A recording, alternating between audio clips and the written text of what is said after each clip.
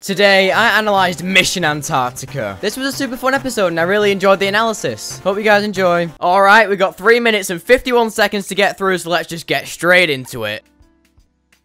Okay, so the first thing that I have to note, there's literally been no audio yet, but that's my point. I don't know whether this is an error or not, but usually during this segment, the warning segment, there's the audio of a slowly ticking clock in the background. But this time, it's not present, which makes me wonder, yeah, it could be an error, but you would think that as soon as you check over the video, the first thing that you'll hear and see is this moment. You might notice, hey, there's no audio there. So it's not like it's halfway through and they've missed something. This is blatantly in your face. It's very noticeable. So I don't necessarily know, because I'm not a theorist, what that's insinuating, but it must mean something. I know that there is a theory out there that the clock's getting faster and faster every episode, so the fact that this is a spin-off episode, it's a little mini-sode, there wouldn't be that clock because it doesn't connect to the main story in any way, so I think that might make sense, but then again, that is just a theory in of itself, so it's a bit rocky on that.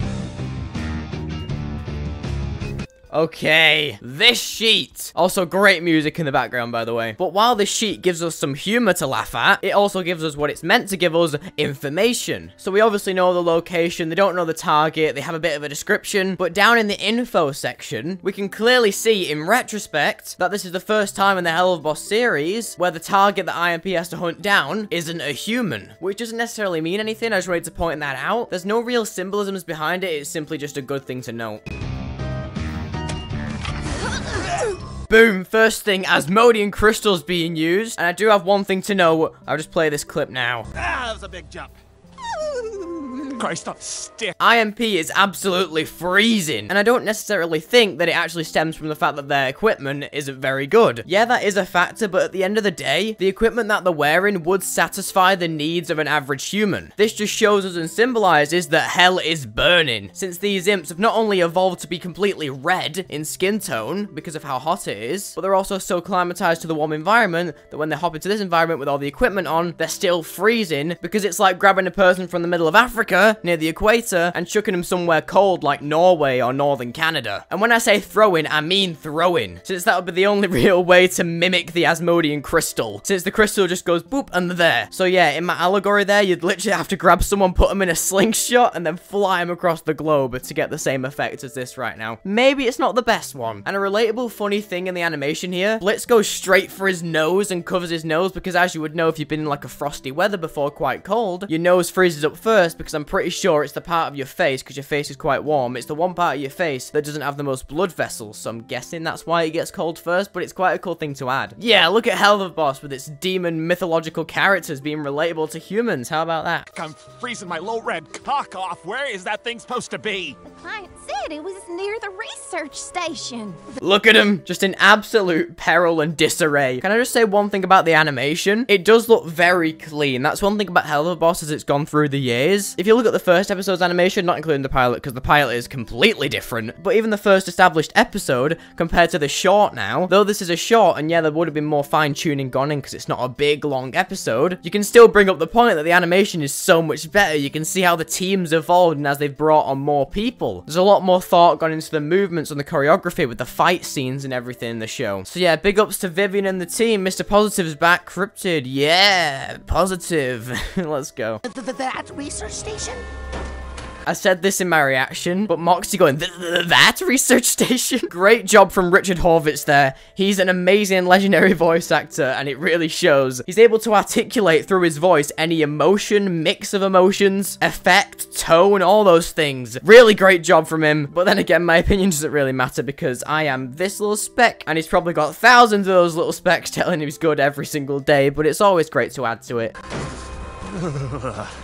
Animation, ooh, cold. Fog, animation, cold. Good. Yes. Really tickles that part of my brain when you see the cold air. And the visual effects and the special effects artists. They're just really good on this show, actually, because the snow looks quite realistic for the show that it is. And by that, I mean animated. I'm not saying that it's a bad show. I'm saying that for an animated TV show, it's pretty realistic, if you ask me. The effects also make it more immersive, because if you see live action films and they've got a camera out in a frosty, cold environment, the snow particles are going past the camera and sometimes connecting with the camera and, like, bouncing off or even even sticking at some points. And that raw practical effect that just occurs on random during live action films and media has been adapted here into this animated cartoon. The snow is just coming right past the screen or the camera and just gracing past it to add that little bit more of immersiveness, to feel like you're actually there looking at it through a lens or something. Oh, crumbs.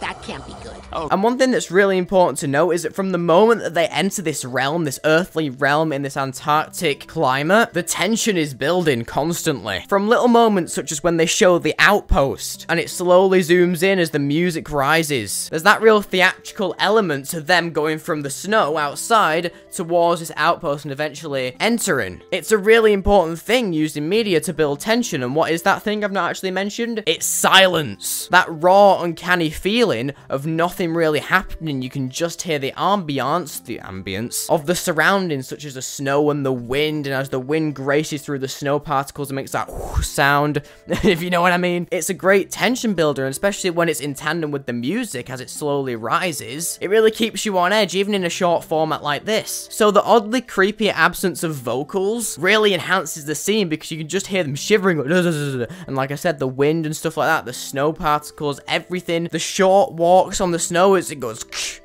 as they're walking through it, and nothing much has been said. The only thing you can hear from the characters is the pain that they're going through, is like shivering. It builds that tension because there's a bit of pain going on, and it allows you to feel that pain. So yeah, that's really great direction. Helluva Boss does this thing where it's like good, and I'm like, what? It's good? Why is it so good? Yikes, yeah. What happened here? These guys were torn to shreds. You hear that in the background? It's like a short, subtle noise of two objects clanging against each other very subtly. From what I'm aware, at least, I'm pretty sure it's an instrument rooted in African culture. I could be wrong. It's like two pieces of wood or something. You climb together and goes like that. But in this case, it's exponentially higher in tone. It's a lot more high pitched from what I just did. So I'm not too sure. Maybe I'm completely wrong, but I've heard it somewhere, and I'm just theorizing on this. I don't like to theorize, but it's something from my knowledge that I'd really like to get clarified, so if anyone knows, let me know. But yeah, this is a great scene when they walk in and it reveals all the bodies. Like I said, the silence, it's still building tension despite the tension just being broken, or supposedly broken, by this scene. You've got the reveal, you know what you wanted. Since this at face value seems like what you wanted, you're like, oh, there's the reveal, and then you realize, no, I wasn't waiting for this reveal. This wasn't what I was waiting for. I wanted to know who the identity of the monster was. That's what we're actually here for. I was like that when I watched this. The tension built and the shock hit when this was revealed. I completely forgot about what I was actually looking for. What the plot, as short as it is, was actually leading up to, which was obviously the reveal of the monster. But I was so blindsided by this that I was actually convinced for a second that this is what we came here for, just to see a bunch of dead bodies or just see how they were doing. Well, boy, was I wrong. But yeah, that tension break and that reveal is great in of itself, but it's very important that because we've not seen what we actually wanted to reveal yet, it's not revealed the big reveal of who the monster is, they've got to keep building tension. So this is a shock already, but then they keep the silence going, because when the shock comes, it's in the form of silence, because it just slowly pans around the room and there's dead bodies everywhere. So you've got that shock, but it's also building that tension while you're still watching. So what I'm attempting to say, that despite the fact that this has been revealed, the tension still keeps building through that silence, like I've said before. That's a very important thing and very impressive thing that the show's writers, animators, everyone, audio artists, everyone does well. Reds? I've seen beasts less brutal than this. What and Look at the dread in Millie's eyes, and Blitz's, really. Moxie's just kind of confused and trying to keep his eye on the prize and wonder what's happening, but Blitz, he's just completely in shock from what he sees, and he kills people every single day. He's supposed to have no remorse. Look at his face. And Millie, the things that she says, she's never seen something quite like this. So inhumane, so monstrous, because it is. It is monstrous. Stupid penguins. Anyway, what was I saying? That line from Millie is a great thing to add, because previously we've seen Millie be so brutal and ruthless. There's been no remorse at all from her actions. But now she sees this, and she's in disgust of what she sees. Despite the fact that, like I said, she's killed many, and she's seen many people dead. She's killed and been willing to kill countless humans, and probably more off camera that we don't see in between things. After all, it is her job and she seems fine with it most of the time, unless she's just really good at covering it. But we don't really know much about Millie yet, so it's cool if we get to actually expand upon that, because maybe all the stuff that Millie does is for a reason. Maybe she's so scarred by it in the end of things, because she was brought up violent, because she had to fight for attention a lot of the time with her sister and her brothers. There's been a lot of conflict that we don't really think about, despite the fact that her parents seem nice on the surface. surface and might be nice, there's still that underlying factor that they might not notice, because they'll be like, I love all my kids equally, but to the kids, instead of communicating that to the kids through actions, kids jump onto things quite quickly and think, oh, they're giving attention to my brother or my sister, they don't like, they get really conflicted in the head, despite the fact that as a parent, that that's not the case. Kids aren't that intelligent straight away. They don't think so rationally because the parents are so close to them that as soon as something goes a bit wrong, they'll like questioning it and overthink it very much because they care so much. But then as you grow older, you realize that most of the time, don't speak for everyone by the way, your parents were overthinking just as much when you did an action that was a bit different or out of the ordinary, even something that was ordinary that they weren't very keen on and didn't really like receiving from you. A lot of the time you realize that the loved ones, the people that care about you, it doesn't matter who they are, your loved ones always overthink about you. Because really it just shows their love, doesn't it? And like I said, it doesn't have to be parents. So anyone out there, don't worry. Loved ones is a very broad spectrum. So yeah, now I've ended that tangent, back to Millie. Well, it was all about Millie, but back to Millie right now. Millie, what am I on about? What is going on? Have I gone bananas? Have I gone mad? Anyway, I'm having fun. Millie seems so traumatized by this, and it really shows a lot about her character and how maybe there is a bit of that inside her that doesn't want to see innocent people die, because these people were killed so inhumanely and monstrous, like I said, for no apparent reason. They were mostly innocent, but seeing as one of them was sent to hell when they died, they might not be as innocent as you think. But we won't really get much off of that, seeing as it's a short. But just one thing I want to note, they seem innocent, but one of them was definitely guilty because he's been condemned and he is downstairs. That's the only reason they're up here. Or who could have done this?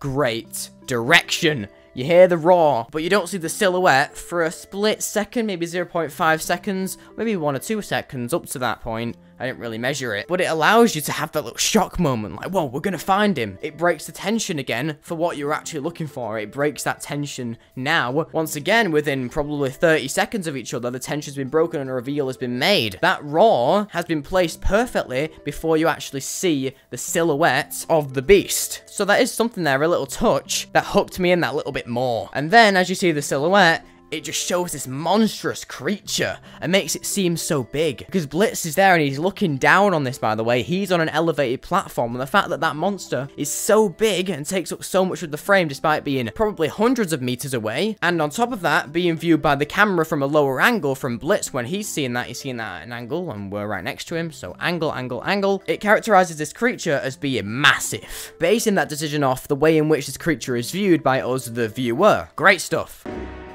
That, probably. And then a bit of humor there to lighten things up, but also we still don't see the monster's full form yet. We've only got that silhouette and that roar, so it's building more tension, guys. Get that on a t-shirt. Blank is building tension, that's building tension, this is building tension, that over there is building tension, everything's building tension. Great. And also the blood on the walls is pretty cool. It's some cool little detail, you know those classic details in media that show how brutally someone's been murdered? Jeez, Chris. Okay, Moxie, get up top. Millie, cover the entrances. I got it here. Yes, sir. See how fast Blitz takes control of that situation. He's immediately like, Millie, you go there, Moxie there, I'll go here. Immediately. No ifs or buts about it, immediately listening. Yes, sir, from Moxie. It shows Blitz's assertiveness and how people are willing to listen to him. He is a good leader at the end of the day. Because as we see in episode 6 of season 1, when everything goes red and flashy, and things start going dark, and fear is among us, oh my goodness, symbolizing that fear is afoot, Blitz immediately takes that protective stance, and he puts his arms in front of the team, to hopefully and effectively block them from the danger as much as possible. And he does this now in a figurative sense. He remains calm, remains assertive and dominant, he's got his eyes on the prize, and he gives them the appropriate orders without any time for emotion. Because the only thing in this moment that's actually useful is staying driven and having a keen eye for survival. You got him, Mox? The reveal of the monster is actually shown through the sniper scope. That's a very unique way of doing things. So it's not this big reveal. We hear the roar and we see the silhouette, but it's not like the immediate first reveal, the first look of the actual monster. It's him pounding down, going on his way. He's still on his way, but it's shown in a very calm-ish sense because he just seems like he's running. It shows that bit of innocence and oddly a bit of relief into the viewer that maybe they can get out of this alive. Because if he zoomed in on the scope and he had his teeth and fangs out ready to bite, that would raise tension and make viewers more scared. But in this sense, because of the way that the monster's revealed later on to be not as strong as we think, they give it that innocent look to raise suspicion from the viewer. Like, why is it like that? In an odd way, yeah, that is kind kind of the question you'd ask. Why isn't it angry and full of rage like it was previously in the silhouette? And that's because up close we see the true colors of this monster, literally. And it shows us that in fact, he himself, or it itself, is not out to get anyone. Yes, sir. Sweet, let's turn him into some Swiss cheese.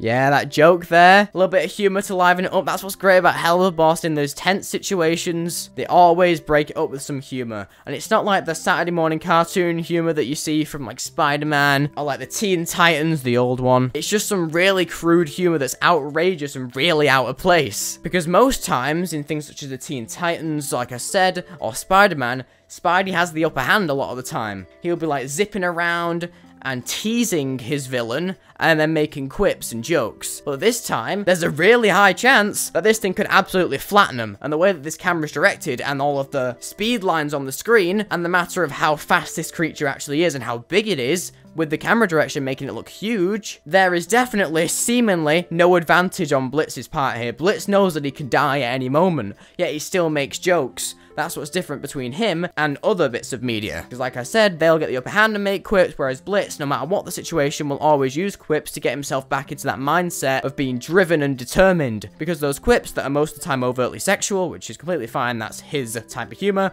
not mine, they keep him composed and driven, determined, eyes on the prize at all times. So when he drifts away to emotion or fear, anything like that, those negative emotions, he's like, nope, this is funny, I can handle this, and then it gives him that strength back. That, or he just uses anger. Anger's his last resort though, isn't it, a lot of the time? Except from when he's previously been angry, like we see in Apology Tour. He was angry the night before, and then one little thing for the next 24 hours, he gets angry once, and then one little thing in that next 24 hours will just set him off angry again, and it resets the timer. That's just how Blitz is, and actually is quite realistic as well. Great job from Moxie here as well. This little short, in a way, is just proving to us how good of a shot Moxie is now in comparison to the first episode. Where he was good, yes, he did snipe Martha in the face, well, the eye, straight through the eye. Ugh. He's never been one for mad precision, if that makes sense, but this here just proves us wrong. Here it is. That's a really great scene. That is very reminiscent of war films, because they always say you should always fire, whether it's a bow and arrow, even a melee weapon, but especially guns, on empty lungs. So never take a deep breath and then shoot right away. You do a deep breath and then shoot on the way out, not on the way in. And that's what Moxie does here, and it builds more tension. Whoa, he said it. That is my catchphrase. It reels us in a bit more and keeps us on the edge of our seats. Will he shoot? Will he not? Because there's always that chance, because we know Helluva Boss. There's been plenty of times where things have seemed very serious, such as a gunshot, and then it just completely misses and it's a joke. It's like, I gotcha, and then miss. Immediately, the first episode does that. Blitz is pointing the gun at Martha, and then he just completely misses because Moxie jumps out of the way, but that builds tension for a couple of seconds there. You think he's gonna shoot her, and then Moxie brings the main conflict into the episode, really. So this calls back a lot to the first episode. Boom. Headshot. And the way that it slides, it just slides very peacefully in an odd sense. Glides across the snow and then ends at their feet. And look at Millie, she's ready to kill, man. But yeah, one thing about the dead monster in general, just the entire thing being dead, the fact that it was killed so quickly, and we're not even halfway through, that's a real moment of, wait a minute, why? Why is he just dead? That shouldn't be happening. Why did he die so quickly? It's a bit of confusion. It's like we built up to this moment and the reveal, and then boom, he's just dead. Is that it? And there it is. That's some good stuff, because it mixes you. It really gets your emotions and puts them all in a blender and just and then stirs them around, stirring the pot a little bit more. Great metaphor there, Cryptid, anyway. Yes, he met his match. Eat shit in hell, polar slut. This episode, or the mini-sode, has a really different tone, doesn't it? Because in the background, there's those little twinkle sounds, the chimes that come in, very reminiscent of horror. Liminal spaces, these odd sounds that are just little chimes, only coming periodically. They have that odd sense and odd feel to them. And somehow, each and every time there's a chime, it still makes you jump a little bit inside. The tone of this episode is so much different. It's quite reminiscent of horror, very horror-esque. I'm pretty sure many people could admit that this does have an odd feel. I think one great word for it is mystery. That pretty much sums it up in my opinion. So yeah, great stuff. Good job, Mox. Now let's get out of this frozen fuckhole. Hold it, Blitz. Ooh. Look at these marks. They weren't made by no bullets. And here, bite my... So you hear the chimes coming in as Millie just takes away different layers, reveals new things. It's like ding, ding, each and every time on the beat. As she does it, as she makes contact with that flesh, it chimes and she reveals. Really greatly placed sound effects that just emphasize the scene even more and raise the tension and emphasize that mystery. Arcs. Shit. What? What's the problem? This slut wasn't right. Don't you just love the way that Blitz says the S word, man? Shit. He's just hilarious. And the Nothing chimes toward us. again. He was running away from something else. Look at that. They're all backing into each other and then Moxie pops up. They get into that formation, a very military formation actually, where you're all watching each other's blind spots. Honestly, if you've got 4 people in a group, even 3, all backed up against each other, that is basically an impenetrable fortress. If they all got guns, there's no way you get in the middle of that and killing one of them. Look at the way that Blitz is standing. The animation does a great job of Blitz, don't they? Like, Millie's quite serious with the knife and the stealthy pose, and then Moxie's just in the background going like, what? What am I doing? Pretty stupid. I love Moxie. And then Blitz is just there, like, overtly serious. Like, not even overtly, overly serious. Taking out that tea. He's just there, and he's just like, real straight face. Or not even a straight, a big frown on his face, as if he's mocking it. Outward camera shot as it slowly retracts. It raises that T word that I don't want to say greatly, and really emphasizes the scene. Look! Oh no. That's a great part of direction there. Breaking the T word once again, except now with some good old-fashioned Helluva boss comedy. Humor, using humor to make things seem not as bad as you might think. And you see him and you're like, wait, he's the guy who bit that giant monster seal and killed all those humans? What? This guy's so easy. And then they even reaffirm it by doing Drop him! that. They just kill him on the spot and it's like, oh, okay then. Completely breaks the flow of everything. That's so wonderfully done. It's been building up since the beginning for the past 2 minutes. This whole thing has been creeping, and then boom, just shoot the guy, why don't you? And then anyway. Shit. Yes. Silhouettes once again to emphasize that fear moment. That feeling of dread settles in simply from the sight of these soulless eyes looking back at the camera. Fuck, that's like 10. Well, Oh no, it's like 10! Everyone take cover, 10 pigeons! I'm gonna be honest, I've been calling penguins pigeons for so long. I didn't even mean to say that. I was gonna pretend that it was a bit. I genuinely accidentally said pigeons for penguins again. Let's just ignore that. maybe those ones are nice. This is great. This is a really amazing part of this episode. Just the music rising like, dun, and then it just cuts straight to this. No music at all. The music rises, dun, and then it just cuts it off. And then you're just to this. It's like a cold open halfway through the episode. There's just no audio, simply the ambience again, while you've got these stupid little penguins chatting on about some crap. It's just so funny.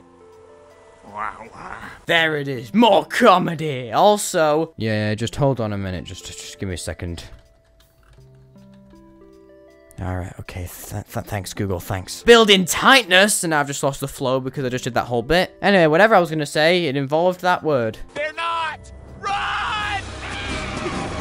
The music crescendos like a war anthem, except one party's just scurrying away. That is called a chase. Cryptic. God damn, I love the show. And you see them running away in absolute fear. What did I say before? Look at Moxie. What is Moxie doing?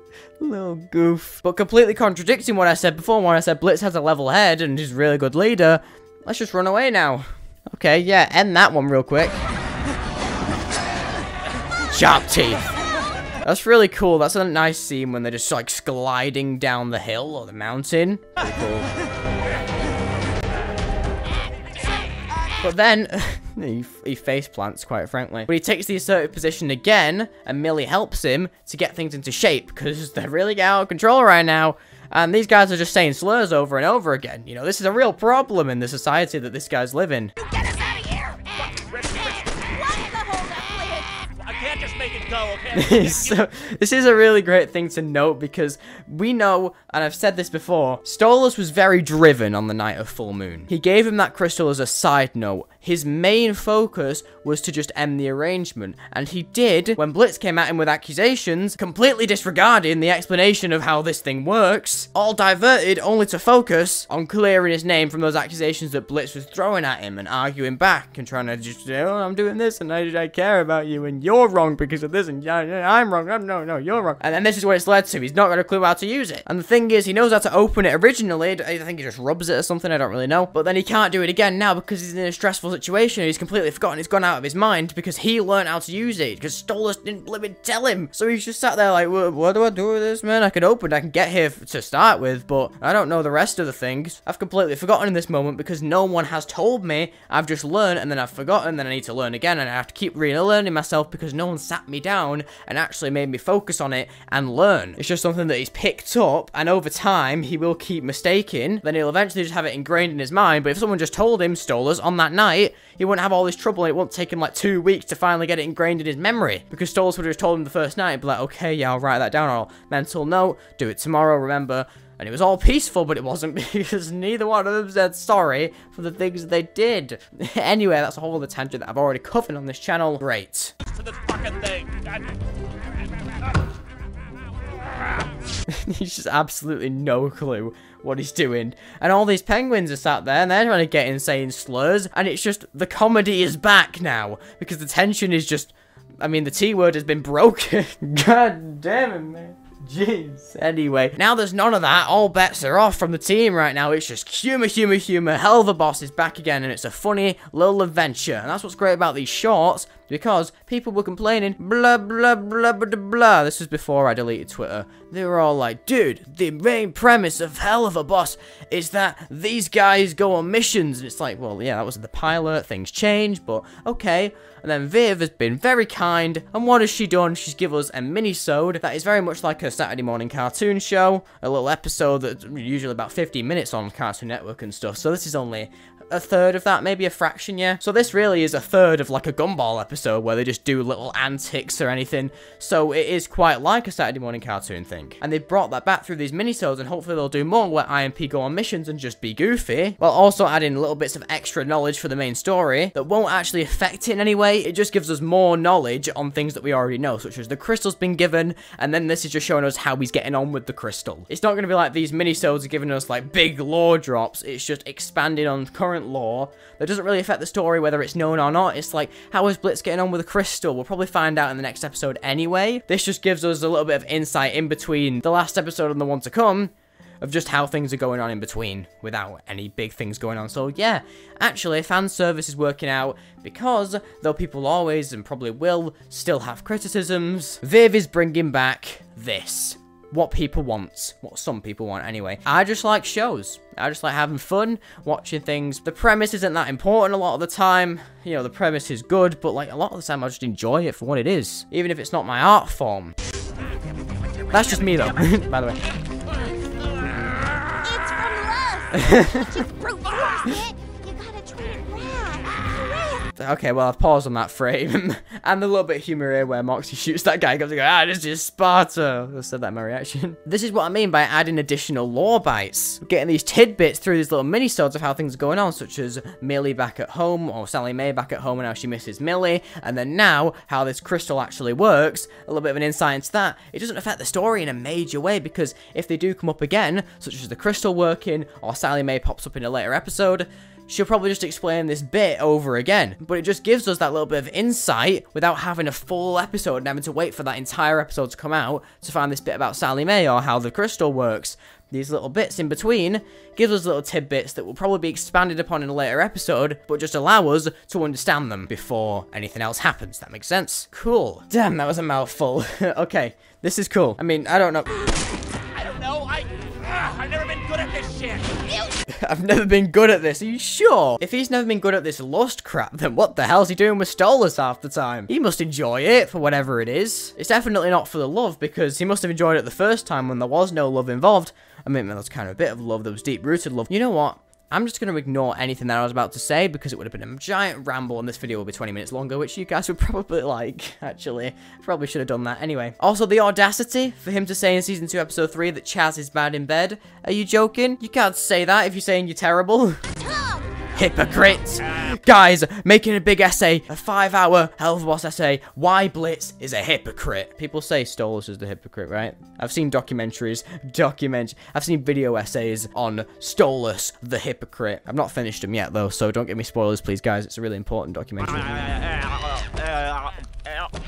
At the end of the day, let's ignore what's happening on screen. They're both kind of hypocrites in an odd way. Yeah, no. That is, not the act itself. Yeah, the act itself. He's licking a stone. He is licking... Put this into perspective. He's licking a stone. Oh, sorry, a crystal.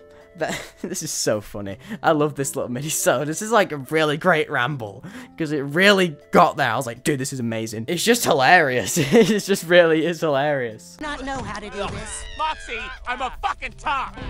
Great joke. I love that. That's hilarious. Because Moxie's like hiding, because we see it in a minute, he's like kind of hiding the fact that he knows how. He's like, I know how, but I'm not going to tell him.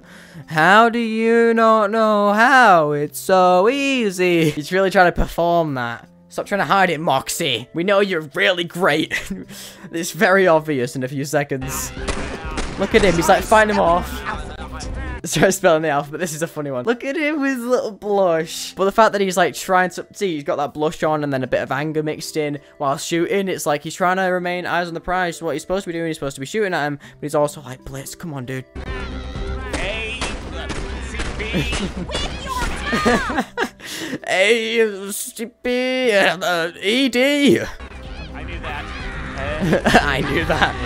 That's a really great joke. What, Moxie? Did you just say the S word in Helluva Boss? Kid-friendly show, man. Boom.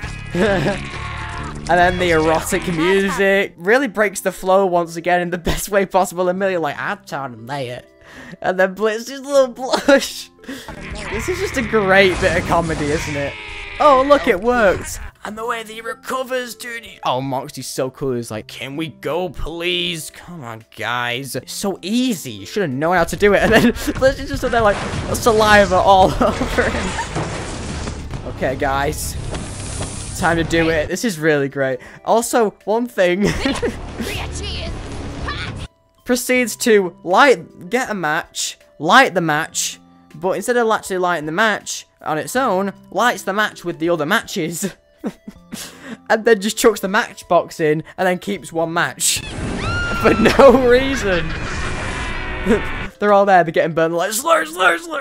This is great. I said that about the subtitles. The subtitles are really good. They're just like weaving in and out of the scene in different layers, and they're just always there, like, epic.